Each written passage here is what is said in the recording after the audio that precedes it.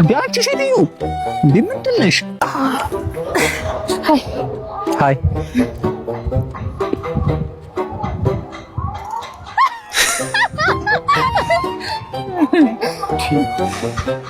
የሰው ስልክ ላይ የሚፈቱ ሰዎች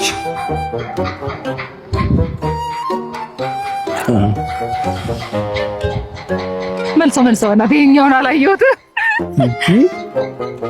የራሴ ስልክ እኮ ነው። ምንድን ነው የምትለው?